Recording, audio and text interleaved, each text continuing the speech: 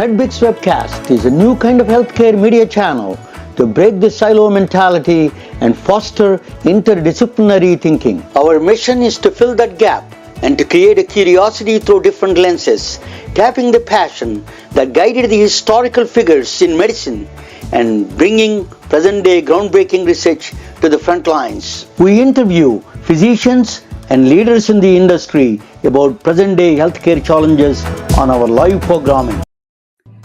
Hey, welcome to the MedBricks Podcast. Let me turn on the music now here.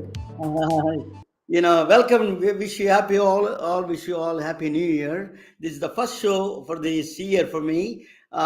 It's going to be this year. I have awesome guests lined up, and then this is today. I'm going to present. I'm going to talk with a neuro rehab doctor, a neuro rehabilitation doctor. That's going to be interesting. I have a neuroradiologist friends, but I never had a neuro rehab doctors. So I'm going to talk with her. So actually, this is my first show. Now onwards, it's going to be Monday to Friday, every day, 6 p.m. Pacific time, 9 p.m. Eastern Standard Time, 8 p.m. Central Time. Is going to be show every day. This is my first premiere show for this year, actually. So without further ado, let me introduce you. Let me say a little bit of a background story. I was married to a woman from South Carolina, from a rural South Carolina, from a plantation almost. So I was going. One of your nephews wanted to drive me around, and I went. I was sitting with them. We wanted to show the rural areas of South Carolina, Low Country Road near Charleston and that area, Low Country, Georgetown. You may not know Myrtle Beach. This area, very rural. So he was driving 95 miles an hour. I was just sweating. I said that, what is I don't know what it is going on with him. He was driving 95 miles an hour. So, oh my God, I told him that after he stopped somewhere, I told him I'm extremely nervous and I'm sweating. He said that, don't worry, I'm very good. He said, I said that if you're good, it's fine, but it only happens only one time. And I told him he was not paying attention to that. And then after 1 or 2 years after that, he met an accident. He was driving all the time at 95 miles an hour. He met an accident. He hit the dump truck, and then he is paralyzed, neck down onwards. And then I thought he's not going to make it. He made it somehow.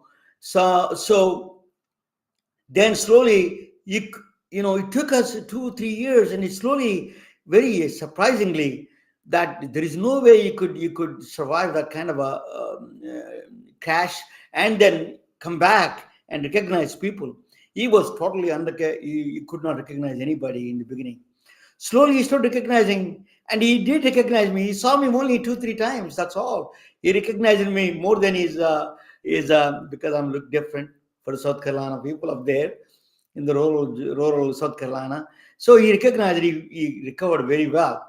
That's what I understood is neuro rehab doctors, a lot of rehabilitation, physical therapy helped him. He's dramatically improved. Actually, he came to the last week, 2 weeks ago, he came to my daughter's wedding. It's very interesting. So he's not walking, but at least he's on wheelchair. He's a dramatic. So that is the dramatic improvement. Neuro rehab doctors did a great job. People like Sujin Lee. Sujin Lee is a doctor from Long Beach, California. She's going to join with us, and I'm going to ask her. She did a master's in music and medicine. I don't know, Gilead School of Music. It's a very well-known school. I don't know why the dramatic switch she did from the music to the medicine. So we'll ask her and how he's helping the music side of to the medicine. So let me bring without further ado, let me bring Dr. Sujin Lee from Long Beach, California. Welcome, Dr. Lee. Welcome to the MedBricks Webcast. Thank you so much for a great story in the beginning, and also thanks for having me on your show. I didn't know that this is the first show for this year, so it's a great honor for me to be here to share my story and share the story with a lot of people in this show. Thank you. I want give me something for your background, personal background. I said that you went to the music school. So what took you to the medical school? Yeah, it's a kind of long, convoluted story, but I know of many other people. Some of the people who actually went through, who became a physician after going through some other careers before that. And I have known some other musicians during my medical school too. But I grew up in Seoul, Korea up to college. I started playing the piano like many other Asian cultures do, students do. I guess I was pretty good at piano, so I continued. I started maybe very early in elementary school, and I continued, and I went to art school for my junior high and high school. And the education system in Korea, you decide your major during your high school, and then you kind of continue to study whatever area that you choose during the college. So because I was in the performing arts school, I went to college as a major of the piano performance. And by the time I was finishing up my college, I wanted to explore bigger world. And many students in Korea, they go abroad to study music. So I decided to come to the United States, many other opportunities. And, maybe English is the a little bit easier language that I learned in Korea because everyone learns English in Korea. So I came and I went to grad school, the Juilliard School. I was a piano music major. So that's my background. After finishing my grad school, I got married and I had a kids. And original plan was going back to Korea and become teach in a university.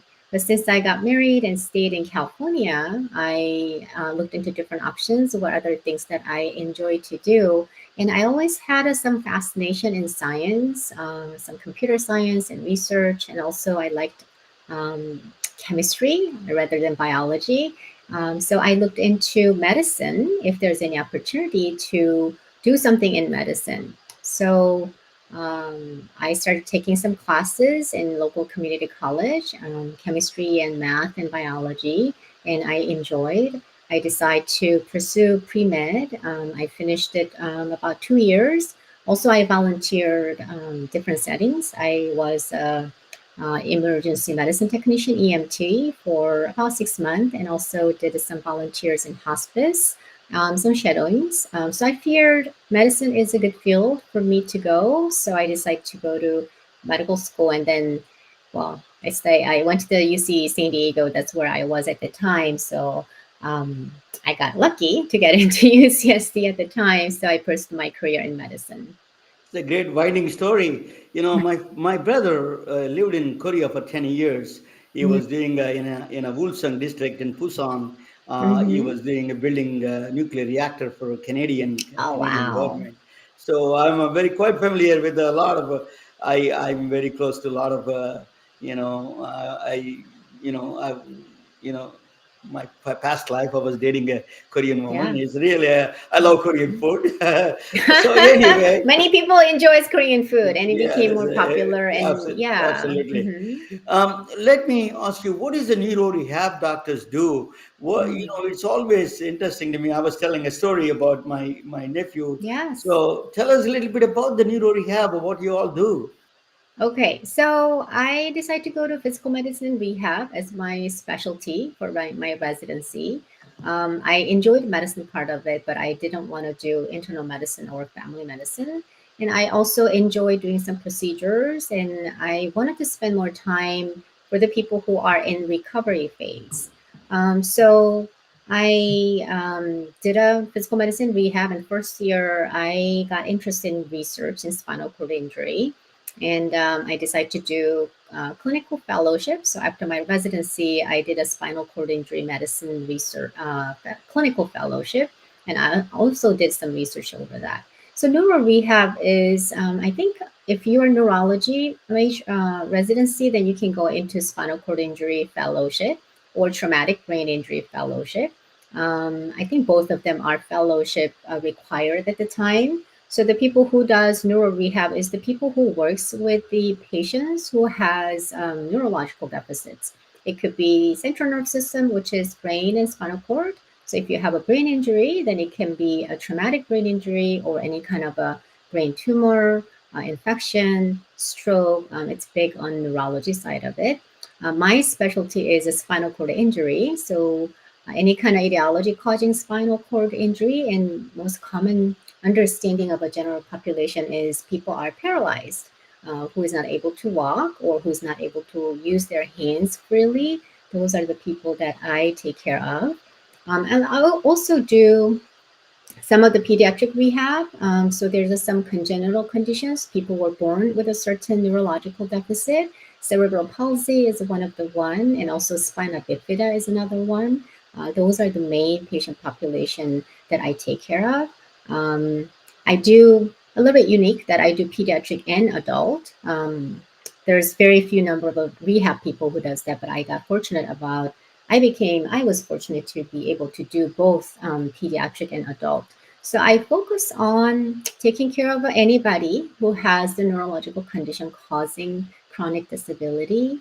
And I mainly work with a acute rehab, which means right after the injury. So people with a stroke, people with a brain injury, people with a spinal cord injury, or sometimes we have a polytrauma, like a multiple trauma. They have broken legs, broken arms, transplant, and they can have a neurological deficit.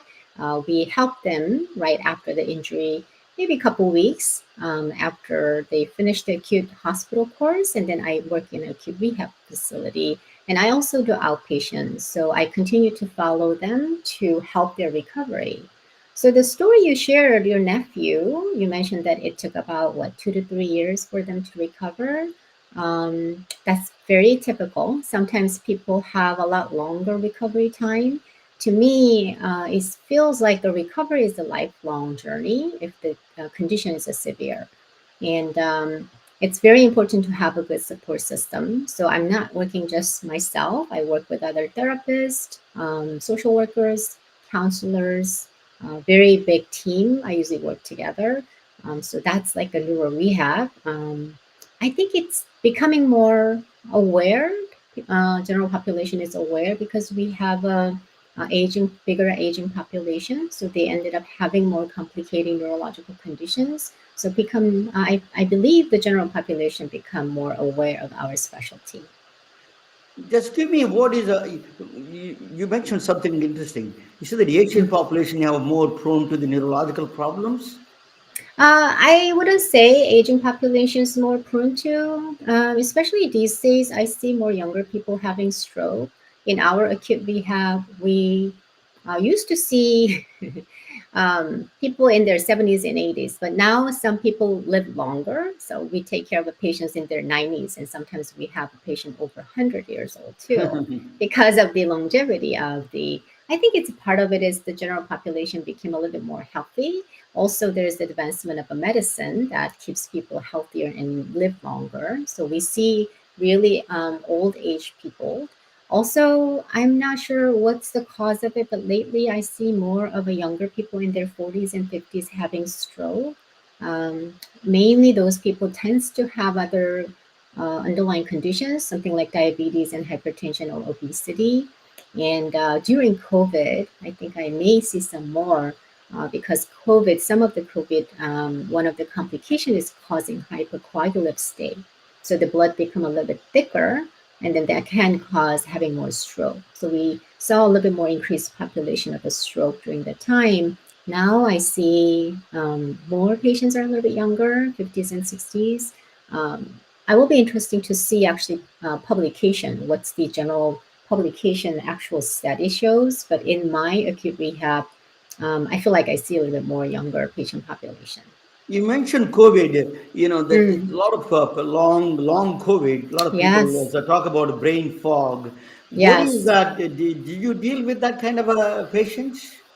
I don't particularly take care of a long COVID patient population, but I know some of my colleagues have, or they're the leaders of the long COVID care. So they come up. It's I think they consider that as a part of a brain injury.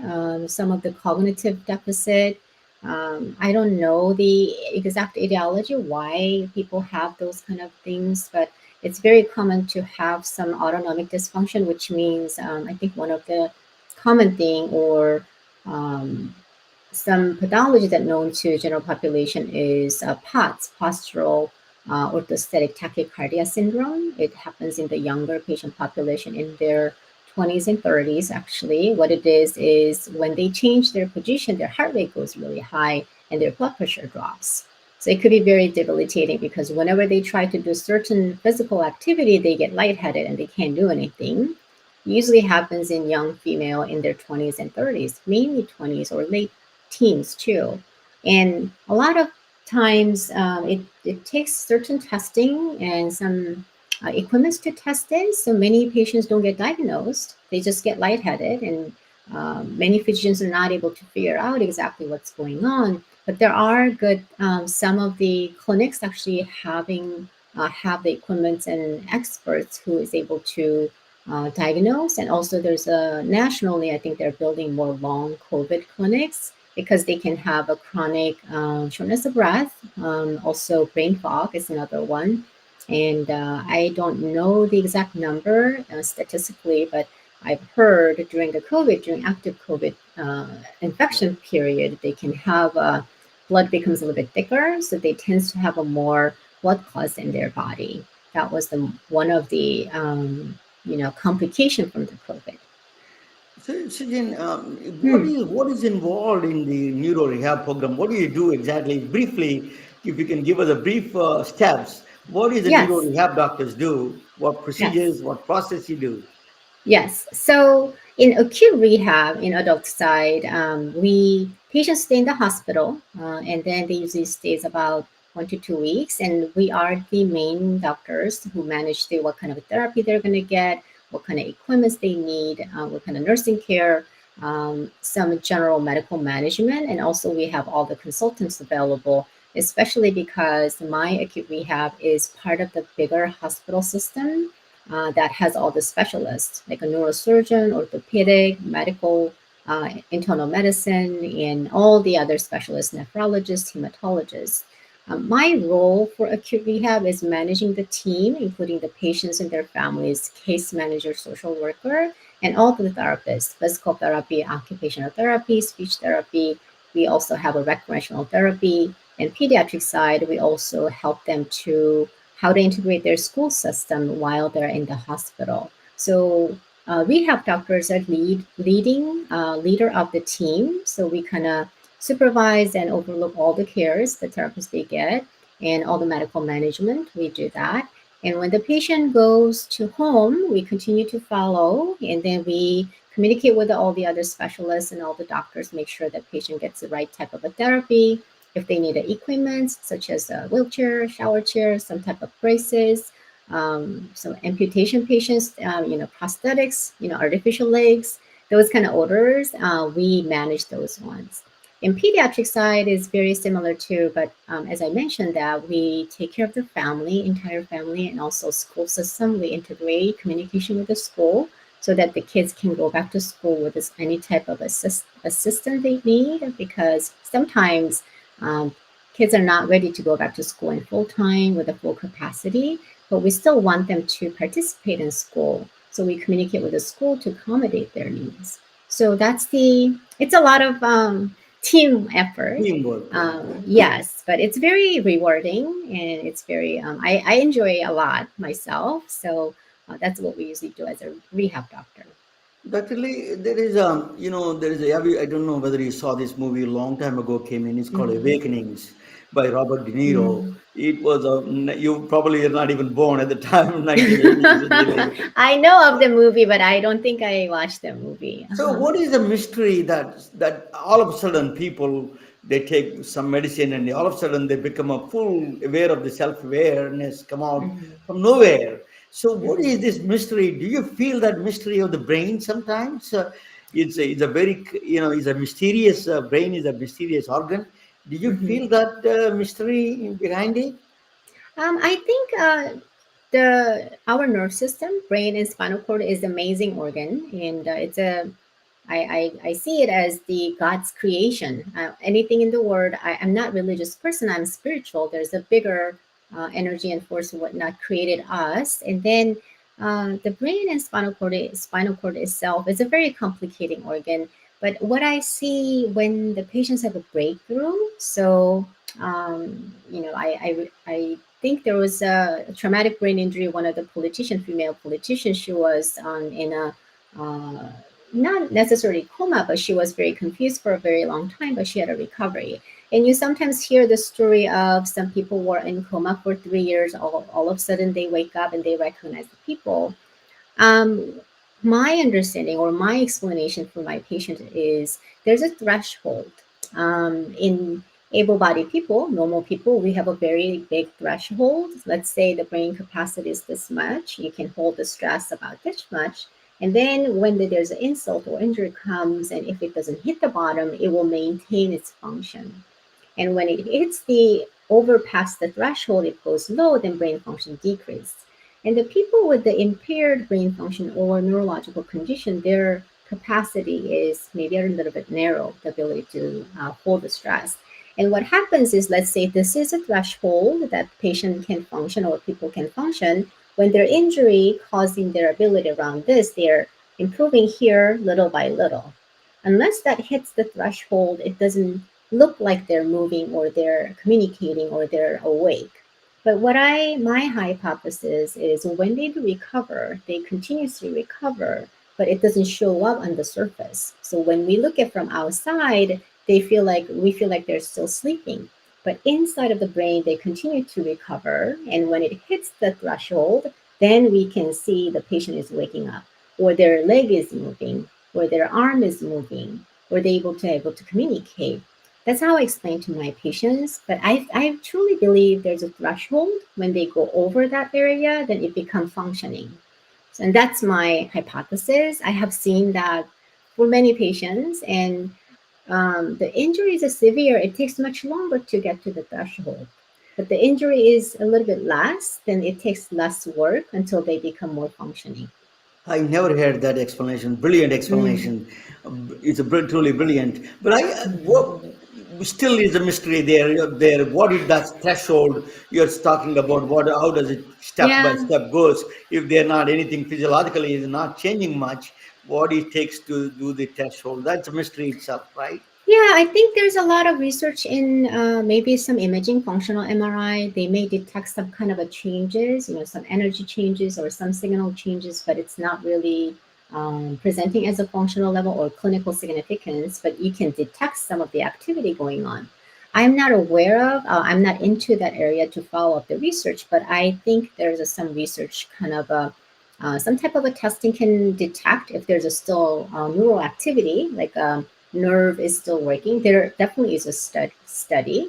Even it's kind of like a seizure. I don't know if you're familiar with how they do measure if they have a seizure activity in the brain. Sometimes the seizure is not really obvious. It doesn't look like a patient is having seizure, but if you do the EEG, the electrical signal of the brain, you can detect where the seizure is coming.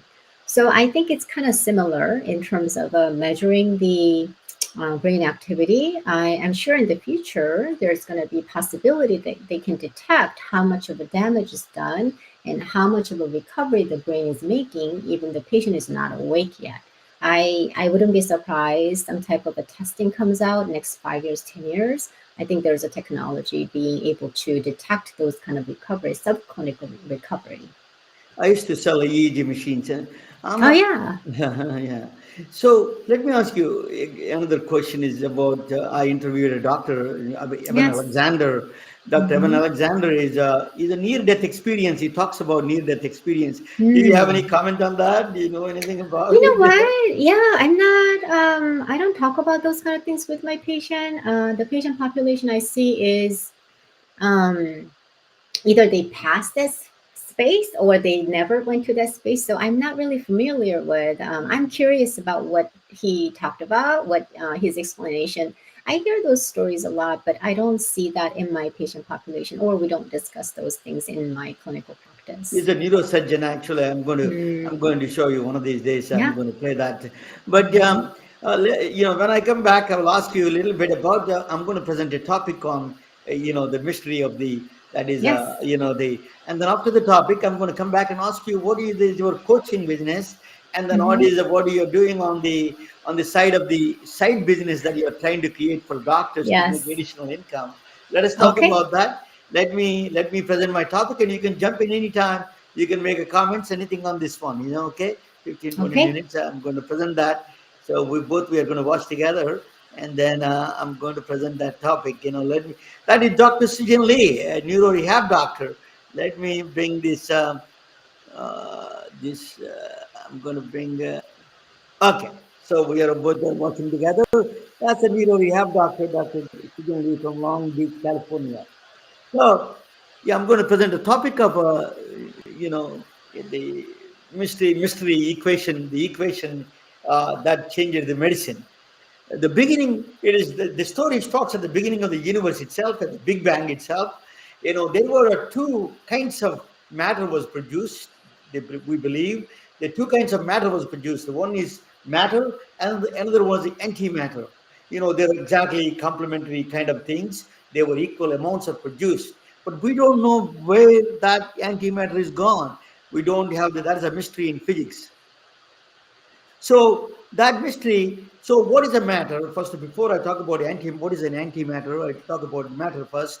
Matter is for example, if you take a matter, hydrogen atom, it is a proton in the middle. The positively charged proton is in the middle, and they in the nucleus, and the electron goes around.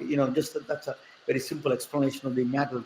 So the one single hydrogen atom has a single electron and one proton and one electron that goes around. Electron is negatively charged, positively charged is a proton in the middle. On the antimatter, other way around, it swaps the charges. The masses are still remain same. The charges they go to the charges on the proton gets a negative charge and the electron get a positive charge. That's called a positron. That is the antimatter. So there is an antimatter there. It's like an evil twin of the things. So when the matter and antimatter get together, it's an annihilation. That if the electron and a positron, there is so matter and antimatter get together. If they meet, it's the annihilation. Then you put a gamma rays. You produce a lot of energy there. So before I do that, so actually all the bananas produce, one for 75 minutes, one positron, it emits a positron. It doesn't come out because by the time it emits, because of potassium 40 isotope, it emits a positron. It stays within the banana itself. Immediately it dissipates. Same thing with the humans. They do every hour 200 positrons because of the potassium 40 isotope. So that same thing it costs. So we are producing we don't know the entire antimatter gone in the universe, but we produce the antimatter and we see antimatter everywhere. But there is a 1 gram of antimatter is cost about $65 trillion. So 10 years of economy that he needed. So it's not that they produce in the CERN, this hadron collider in the Europe. They produce these kind of things. So they produce a very minute amount. 1 gram we want it. That's the most expensive one on the planet. So it's the 10 years of economy of the United States. So actually, they caught the antimatter because antimatter is very unstable. It immediately interacts with the matter itself and annihilates.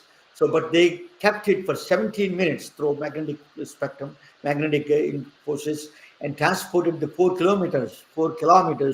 So they eventually, what the plan is, if they want to go to Alpha Centauri, another star, they can use this fuel for interstellar fuel, basically. So that is but the war. There is a war of gods happened. There's a two war of gods. They're not gods in physics. Albert Einstein, Niels Bohr. These are the two powerful scientists in the physics. Albert Einstein used to say God does not play dice because what he's talking about is that the randomness of the quantum physics. He says he's a determinist, and he says everything is fixed and located, everything is there. So, but Niels Bohr said that don't tell God what to do. That's what he retarded that thing. That's what he said. But he's Albert Einstein. He's a brilliant 25-year-old produced one of the most brilliant theories of the science. Is called a special theory of relativity. In the beginning, 1905, he wrote the paper that is about the particles traveling in. If he imagined a situation when if he sits on the particle of photon, a light particle, what it looks like the world. So he came up with the idea, and then he came up with a special theory of relativity, time dilation, and all those things. So Niels Bohr is entirely different field. He came out. It's called quantum physics. Quantum physics came out with the particles and waves. There is no particles as such, but he says particles behave, both particle and wave is a particle wave duality that he said. So determine is a two kinds of arguments. They came from same home. Is like two brothers. They came from the same place, but they don't know each other. That's what happened here with the special theory of relativity and quantum physics came from the same Big Bang, and that the rules came out same way, but they don't match. They cannot accommodate each other. So that is a bigger problem in physics. So what they did, they came up with a piece. There is a gentleman came up with this. It's a Dirac equation. It's called a Dirac equation. They came up with a solution for the special theory of relativity when the particles are traveling in the speed of light, then that is not following any quantum physics laws. So the quantum physics is saying something different because there is no particular position and momentum. Speed is not there. So he came up with the equation that satisfies both of them. He is a quantum physics. He combined quantum physics. Is the equation is a Dirac equation. Who came up with this equation? His name is Paul Adrien Maurice Dirac. He was born in England. He was born in 1902. He came up with this. He's a brilliant. He doesn't talk much. He used to talk one word per hour. That's what they used to say. He is a very minimum talker, but he produced one of the brilliant physics. People don't know about him. He's only among the physicists. He's very famous, but outside of physics, people don't know him. His name is Paul Adrien Maurice Dirac. People call him Paul Dirac. He is the one. He gave that equation. That equation. Let me go back. Sorry that I did. That equation is a Dirac equation. It's one side of the momentum of the electron, and there is the mass of electron on the other side. Psi is the Dirac wave function. I don't want you to scare you with all the equations, but it is basically, that's why you all went into the medicine. So I know that I don't want to scare you. The equation is such a brilliant equation. It captures the reality around us. It is one of the most brilliant insights into the physics. He's 26 years old. He produces that equation. So Dirac equation, matter and antimatter is produced. He imagined no one ever thought there is antimatter exists. They never thought. They say in the scientific world there is no concept of antimatter. But Dirac equation, by thinking in his brain, just sitting down in his bedroom or in his living room, created this equation, and it is forcing that equation, telling us there is something that the antimatter exists. They exist, and matter, there's electron exists. It has a spin. It has a positive charge. It is giving a new kind of insights into the matter itself. That was a mind-boggling understanding of the nature. We do not have that understanding before. That was surprising. He kept it for 3 years. He thought he doesn't want to be joked around. People don't want to joke him. This is not taking him serious. A lot of people did not take him serious. After 3 years, he published his paper, but did not take him serious at the time. But something extraordinary happened. So, what is antimatter? Matter is an evil twin. The best way to explain is that if you are looking at the mirror, that is not you. It's something. If you want to move, don't want to meet here, because if you meet here, annihilation happens. There is another universe. If somebody looks like you, don't want to meet them because that's dangerous. So that is what it is. A antimatter is exactly looks like you, but is not exactly. There is antimatter. They are made up of antimatter.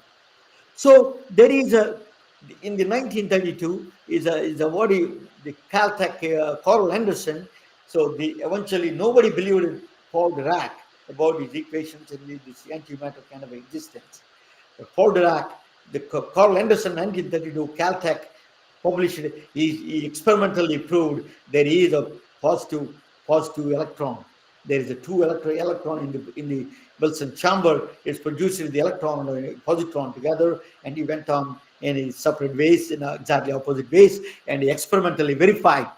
Immediately he was awarded, antimatter is a very big news. He was awarded a Nobel Prize in 1933. Mm. Paul Dirac won the Nobel Prize in physics of the antimatter. He won the Dirac equation, won the Nobel Prize in 1933. So, but that is the beginning of the positron physics. He is the father of the positron physics. He says that there is no God. Dirac is his prophet. They used to call him. Positron emission tomography was the positron physics born because of the positron emission tomography was born with him. All the physics came out because what you see nowadays, cancer, or the Sujin Lee is seeing those all the images of the brain, positron wave, positive PET scans. They use the short way, the abbreviation for the positron emission tomography is called PET scan. So detecting cancer, that's a gold standard. PET scan is a gold standard in detecting cancers. And it is a functional, so cancer, number one enemy, 100 plus cancers are there. I don't need to tell, the Sujin sees a lot of patients with a brain tumor and all those things. Is a 39%, 1 in 8 women get cancer. If you are living long enough, 39% of the people get cancer if they live long enough. That is scary. We need really solutions for this problem. So, that says 7.5% is hereditary, rest of 42% is preventable, and 15 million people living in the United States living with cancer survivors in the United States. Cancer, there is cancer, the positron emission tomography can be used as a detection, staging, evaluating a treatment response, planning radiation therapy. All of them you can do through the PET scan. PET scan is the greatest tool for the treatment of the cancers and tumors to find. So how do they do it? They give a FDG, is a fluorodeoxyglucose. Fluorodeoxyglucose is a radioisotope, is a radioactive sugar, basically.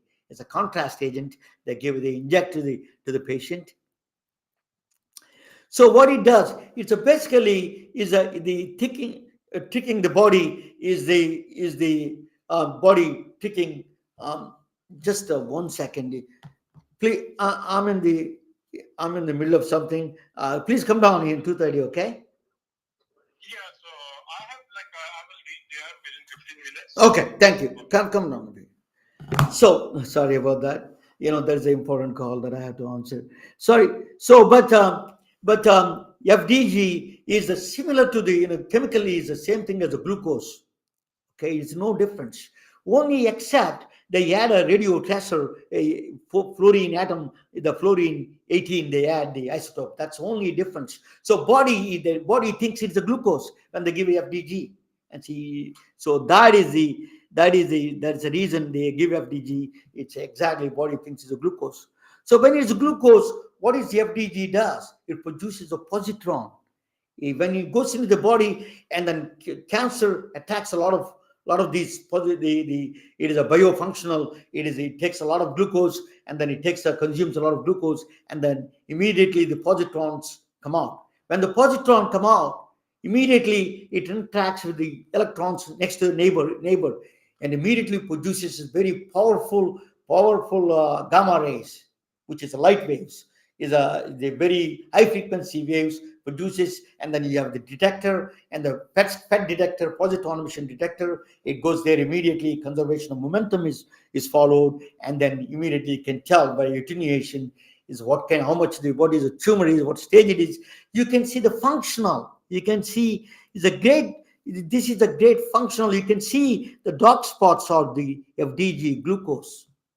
The brain takes a lot of glucose, but that is not. I'm not a radiologist. I'm not a doctor. I can't tell you, but Sujin can tell you probably. But so that glucose in a lot of places, our body consumes a lot of glucose. But you see the dark spots are, and there are not supposed to be some places. They're not supposed to have that dark spot.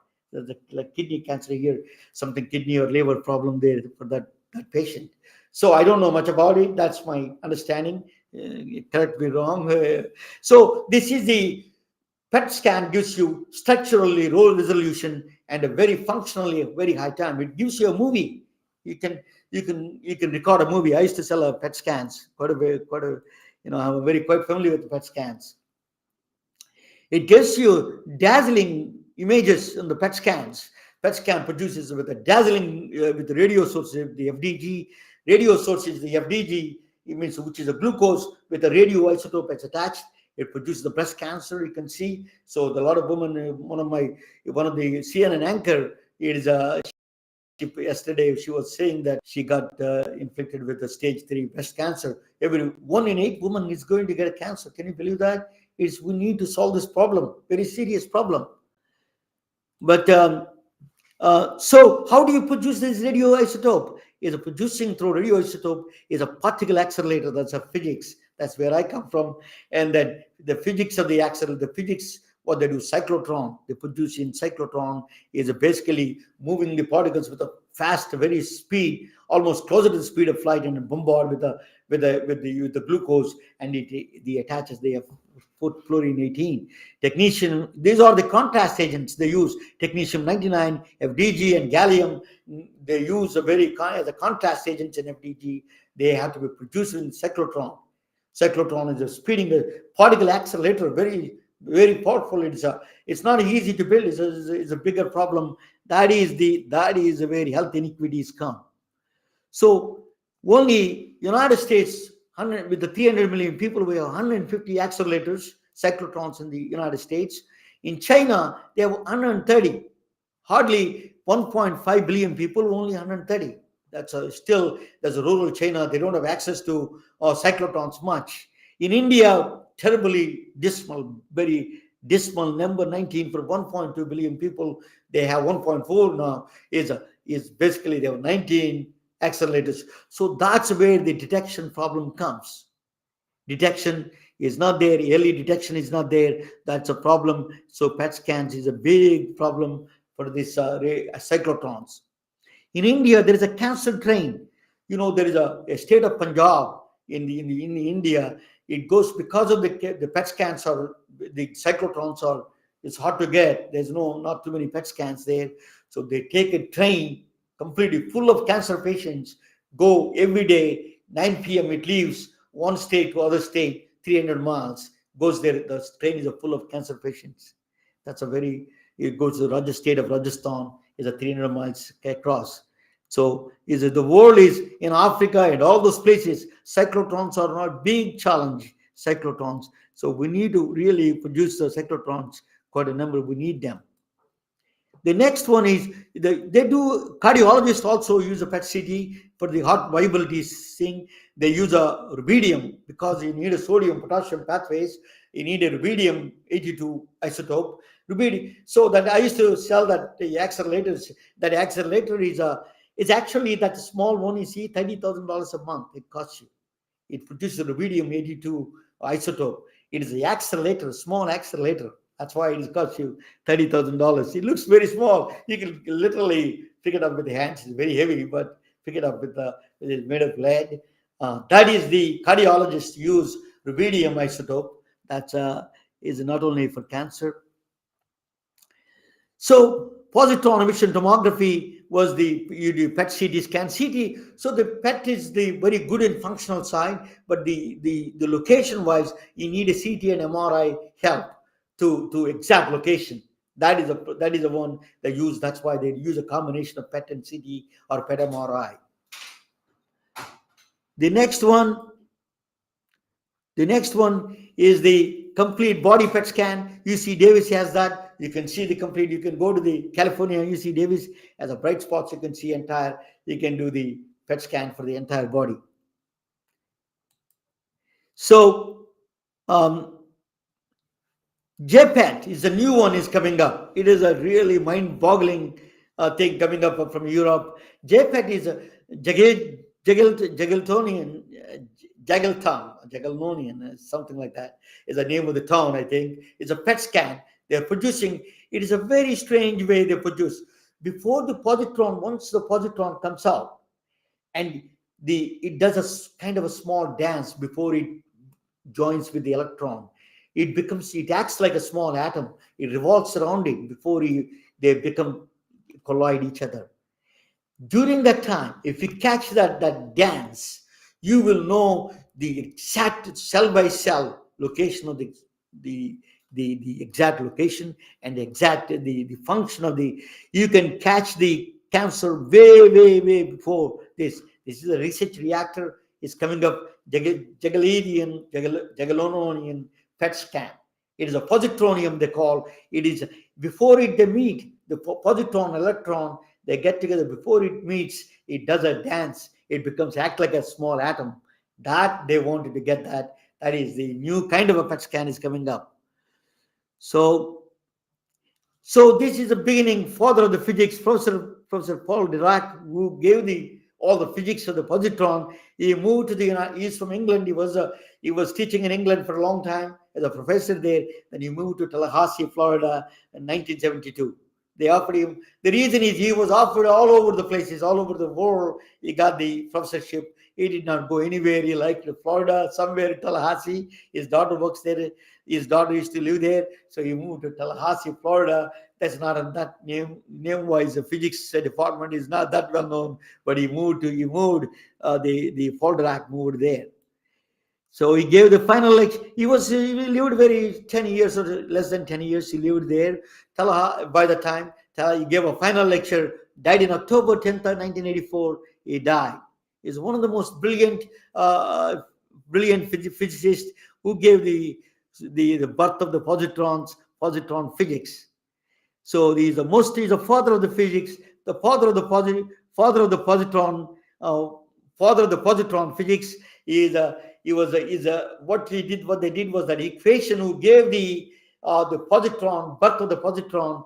They inscribed in the England. They inscribed his equation there. Paul Dirac is a Paul Adrian Maurice Dirac fan, quantum mechanics, and the equation is there. The equation is on the left side. You see the equation is inscribed on the tombstone. That is the right side. He was buried. Actually, his remains were buried in Tallahassee, Florida. That is, it is not taken care. One of the unsung heroes of the medicine. People don't know all the medicine that they do. There are the people, scientists who really they do genius things, and he is one of the genius scientists of our century. He is one of the most respected, and every cancer patient should owe a gratitude to this greatest physicist of the century, Dr. Paul Adrian Maurice Dirac. Thank you for watching, and you can buy T-shirts on my screen, and let me bring yes.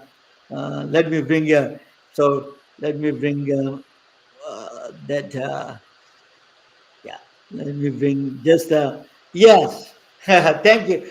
The Sujin Lee back to Sujin Lee. So what do you think, Sujin?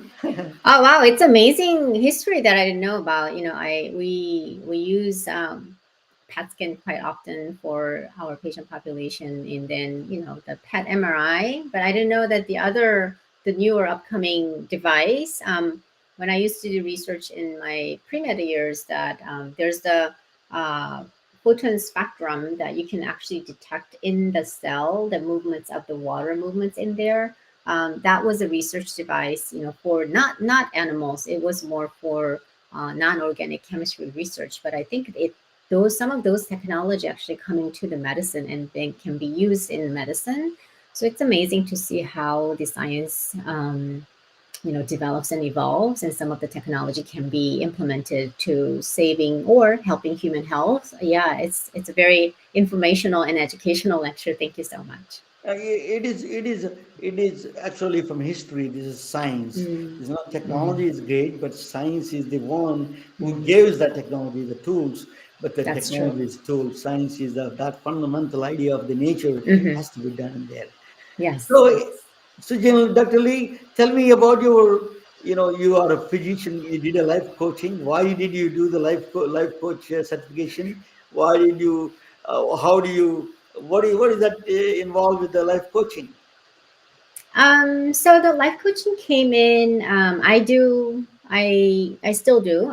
When I started a fellowship or even residency, as a resident, we teach a lot of medical students, and then during the fellow, I teach residents and other medical students. And I stayed as the academia, so I'm a faculty at one of the university. So, teaching and mentoring has been always part of my career. And when I became attending about 4 years after, I was kind of thinking I started as a part time clinician because I had an interest in research and administration. So I did some of the research and consulting work. And I figured there might be something more than just seeing patients. So I was pretty successful in terms of taking care of a patient my professional journey, but I want to take it to the next level. So I looked into some of the guidance and mentorship, and I found coaching, professional coaching, especially for physician. So that helped me to propel me to a next level of my career. So I explored what other options are available. So I ended up doing some of the expert witness work. It's a medical legal work, and also I um, continue to help other physicians how to design their career. The physician burnout has been a big issue, especially it got really, really bad during COVID, late 2019, 2020, and 2021, and it still continues. And the change in healthcare system culture, how the big healthcare organizations employ the physician, they work a lot of hours. So there's a lot of physician burnout. And there's a definitely big need of a career transition, or many physicians wants to explore something outside of medicine or a little bit different from the corporate medicine. So many physicians wants to explore something they're passionate about, either inside or outside medicine. Or some physicians wants to have a career transition to either pharmaceutical companies or some other research, some other leadership roles. So there are many visions looking into different career options. So that kind of interests me to help other physicians figuring out what other things they want to explore. You don't have to stop practicing medicine. Many physicians thinks, if they want to do something different, they have to stop seeing the patient, but that's not really true. Physicians can practice medicine part time and do other things, other work that they're passionate about.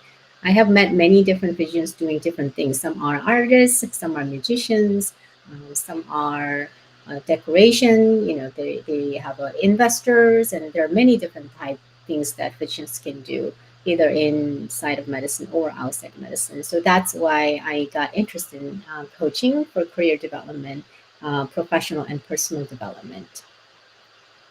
What is the side business they can do to increase revenues? A lot of times doctors want to do explore, but they really struggle with that, second business, because they hire a brother-in-law, it doesn't work out, he's not very well in that. So tell us a little bit about the side business of that. Um, yes, there are actually surveys from Medscape. They do survey every year. They kind of look into what kind of a side business physicians do. About 20% of the physicians do real estate investment, maybe because it has some tax benefit and you can actually accumulate a lot of wealth if you invest wisely. So tax strategy and increasing their wealth. So about 20% of the physicians do real estate. The others are they do research or some type of the research related work. They also do utilization management, which means there's a whole insurance part of it that reviews the clinical care if it's appropriately performed or not, and reimbursement from the insurance side of it. So we call it utilization management is another popular because it's very clinically relevant. That's pretty popular. And I have seen coaching, well, because I'm a coach, I see many other physician coaches. That's another one that many physicians are interested in. Maybe because they experienced burnout, some of it, so they can relate, healthcare workers. Also, some people do transitioning to, well, that is more career transition, but when it comes down to side business, medical legal work is another one because it could be very rewarding because you can help with the patients or you can help with other physicians who are in uh, the malpractice and stuff. So those What are is the main hospitals ones. think? Sorry, what does Mm, hospitals think about this kind of a, because physicians are under a lot of stress because of mhm, burnout. What mhm, is the hospitals think about? Hospital management thinks about these kind of mm. things. I think the culture is changing. Before it was more about oh, you feel burned out because you're not resilient enough. But that's not how it works. The reason why physicians are burned out is they lose their autonomy. So they lose a lot of ability to make decisions because of a guideline from the insurance or guideline from the hospital healthcare system. What they can do for the patient is limited. So the sense of a fulfillment is decreased, and also high demand of a work. You have to see 40 patients a day to make up your salaries or whatnot. So those are systemic problems, not just because physicians are not efficient or not they're not working hard. That's pretty opposite of what actually it is. The initial remedy they suggested was, oh, maybe physician needs a pizza party or physician needs to have a little time off, whatnot. But it was not really effective because they're not addressing the underlying etiology cause of the physician burnout. Now I think it's kind of being aware. The administrations and leaderships are more aware of what's the underlying cause. But it's going to change. It's going to take time for the whole culture changes. So many of us who works in the addressing the patient burnout or healthcare burnout, we work in the individual level. And also many physician leaders are working in the leadership position to be more aware of systemic changes and kind of pushing forward, having the entire change from the top and from the bottom. It needs to be in both direction. It's not going to be go away if it's just a one directional. In other countries, burnout actually is an ICD code. They have diagnosed, they recognize it as a code, Oh, yes. as a disease code in Switzerland and other places. Mhm. So tell us a Yeah. little bit about your, how they can reach you? What is your website? Do you have a website, or how they Oh, can reach you? yes. Yes. So you can find me in my website. What? It's a sujinleemd.com. You It's just my can name. edit your name there actually on the beginning. I need to write that. Yeah. What is that? What is that website? Oh, it's a sujinleemd.com. Oh, That's for my, sujinleemd.com. Okay. yeah, it's easy. It's just my name Oh and my God. Yeah. md.com. That's not, Yes, that's that's for not my, yeah. yes, That's, that's my coaching business. And actually, I have a webinar coming up January 24th. I will talk about the mindset change, how physicians can practice medicine part time, and also how to get started with a side business. So, if you're interested, reach out to me through the LinkedIn message, and I'm also on Facebook. Those are the two platforms I am I put most our active. name there, Yes, thank sujinleemd.com. you. Exactly. So thank you so much. It's an honor and privilege to talk with you, Sujin. It is really fun talking with you. I enjoyed talking with you. Thank you so much. Thanks for having me in this year's show. Thank you. Thank you. Good night. Bye-bye. Bye. We are retelling their stories through our patented designs that can be worn on scrubs, t-shirts, printed on conference bags, and endless other promotional materials. Daily Wear for Medicine is the first ever of its kind to create curiosity in medicine through visual art. We at MedBricks are celebrating unsung heroes of the past who made enormous contributions to the field of medicine through our unique campaign called Daily Wear for Medicine. You can wear it, carry it, and give it.